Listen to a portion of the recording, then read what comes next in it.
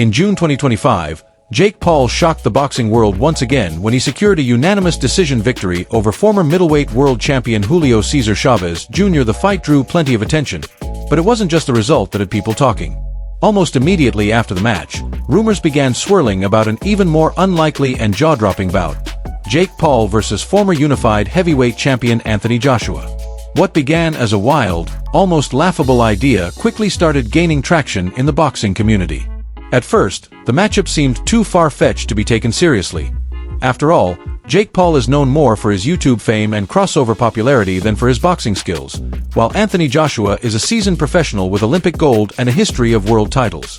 However, when Turki Alalshik, the influential Saudi Arabian sports official who has recently played a key role in organizing blockbuster fights, expressed interest in making the bout happen, everything changed. With Alalshik's backing, talks between Paul's team, represented by Nakisa Bidarian, and Joshua's camp, led by veteran promoter Eddie Hearn, quickly escalated from speculation to serious negotiation. Eddie Hearn has now gone on record confirming that the discussions are not only happening but are progressing steadily. He described the chances of the fight taking place as 50-50, a statement that stunned many in the sport. With Tyson Fury now retired and the heavyweight landscape shifting, there's a potential opening for Anthony Joshua to take a high-profile fight, even if it's outside the realm of traditional title contention. But with that opportunity also comes controversy. Critics and fans alike have begun raising serious concerns about the potential mismatch. Joshua is a battle-tested heavyweight with enormous knockout power and years of elite experience. Jake Paul, on the other hand, despite improving as a boxer, remains relatively inexperienced and much smaller in stature. One of the strongest and most vocal opponents of the proposed bout is British boxing journalist Gareth A. Davies. He didn't hold back when criticizing the idea, labeling it dangerous and misguided. Davies pointed out that Jake Paul, at best, fights at cruiserweight, significantly lighter than the heavyweight division where Joshua resides.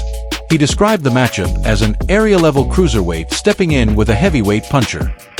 To illustrate the gap in skill and power, he reminded the public of Joshua's strong performance in his rematch against Oleksandr Usyk, a much more experienced and decorated fighter than Paul.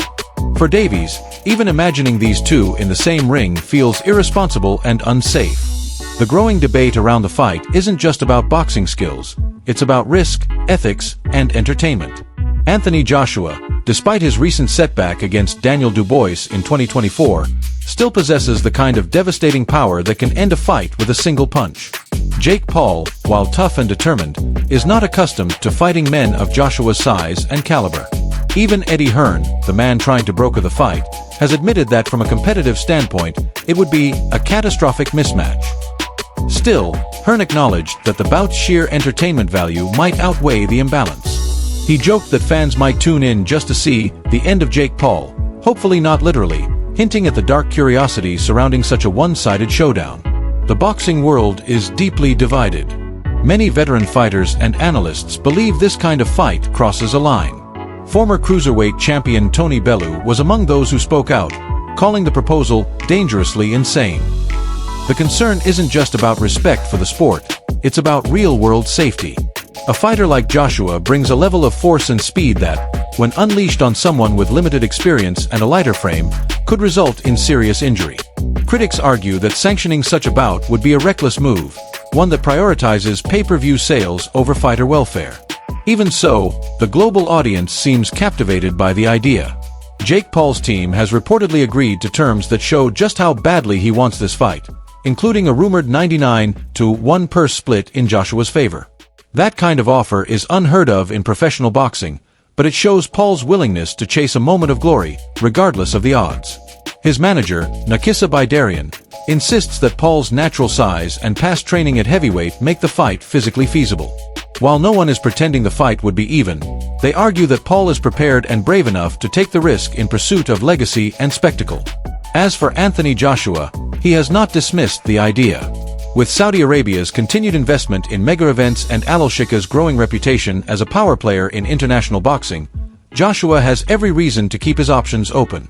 He may view this as a chance to stay in the spotlight, earn a massive payday, and generate buzz before making another run at the heavyweight title.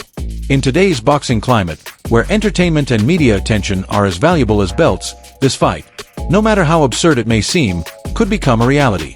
For now, the world waits to see whether the drama will turn into an actual showdown. One thing is certain, if it does happen, it won't be just another fight. It'll be a global spectacle, and the whole world will be watching. The buzz around the potential Jake Paul versus Anthony Joshua fight has even started to spill outside the boxing world, attracting opinions from celebrities, pundits, and athletes from other sports.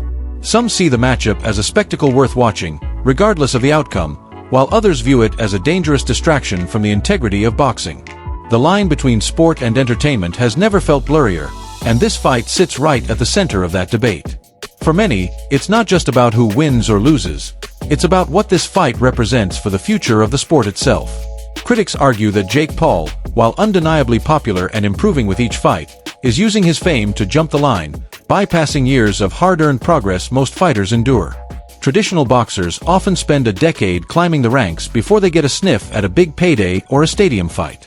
Paul, by contrast, has managed to go from YouTube personality to main event boxer in a matter of years, largely on the back of his media presence. To purists, it feels like a shortcut, an insult to fighters grinding it out in empty gyms and small venues. At the same time, Paul supporters argue that he's brought millions of new fans into the sport, people who wouldn't typically watch boxing but tune in to see what he'll do next. They say he's breathed life into a stale pay-per-view market and introduced younger audiences to a sport they may never have cared about before.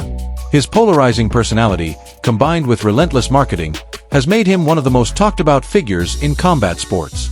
Even if he doesn't have the pedigree of his opponents, his ability to create